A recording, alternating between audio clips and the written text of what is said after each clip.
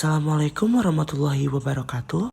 Halo teman-teman, di video kali ini saya akan membahas topik yang sangat menarik banget, yaitu ekonomi halal sebagai penggerak pertumbuhan makro. Kita tahu sekarang istilah ekonomi halal sudah sering banget terdengar, tetapi sebenarnya apa sih ekonomi halal itu dan kenapa bisa dibilang sebagai penggerak pertumbuhan ekonomi secara makro? Yuk kita bahas pelan-pelan biar gampang dipahami.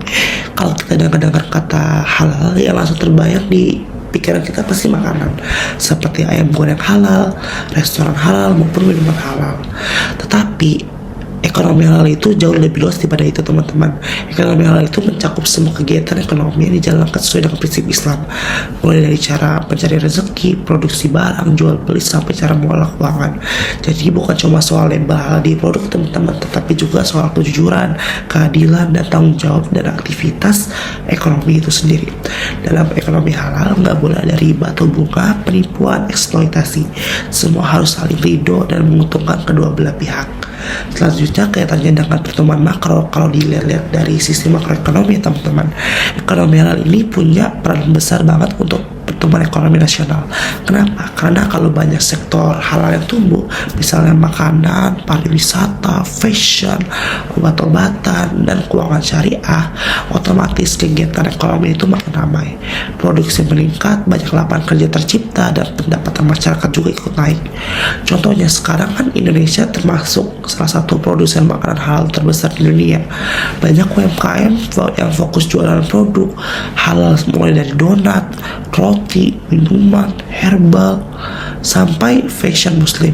Ketika UMKM ini berkembang, bukan cuma pemiliknya doang yang diuntungkan teman-teman, tetapi juga masyarakat sekitar karena terbuka peluang kerja baru. Ternyata dalam kehidupan sehari-hari, contohnya bisa kita lihat dari sektor keuangan.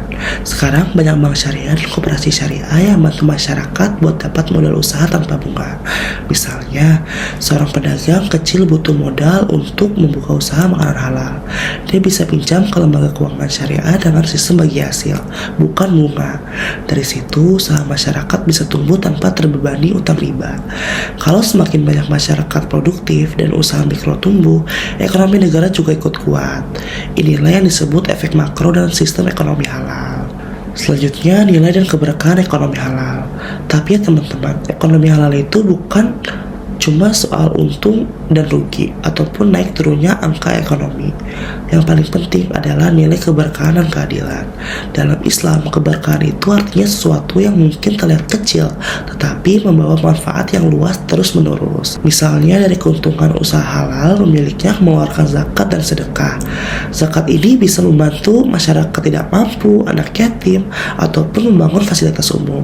Jadi ekonomi halal itu bukan cuma bikin kaya sebagian orang doang teman-teman, tetapi bikin masyarakat lebih sejahtera secara merata. Selanjutnya dampak global. Sekarang dunia juga mulai melirik potensi ekonomi halal teman-teman. Banyak negara non-muslim bahkan ikut mengembangkan industri halal karena tahu pasarnya besar dan terus tumbuh. Jadi bisa kita simpulkan bahwa ekonomi halal itu bukan hanya sekedar ajaran agama, tetapi juga strategi ekonomi yang nyata dan bermanfaat. Melalui sistem yang adil, transparan, dan berkah, ekonomi halal bisa memperkuat pertumbuhan makro, membuka lapangan kerja, meningkatkan kesejahteraan, dan menjaga kestabilan ekonomi dari bangsa. Mari kita dukung ekonomi halal mulai dari diri sendiri dengan menjadi konsumen dan pelaku usaha yang jujur, amanah, dan beretika. Sekian dari saya. Wassalamualaikum warahmatullahi wabarakatuh.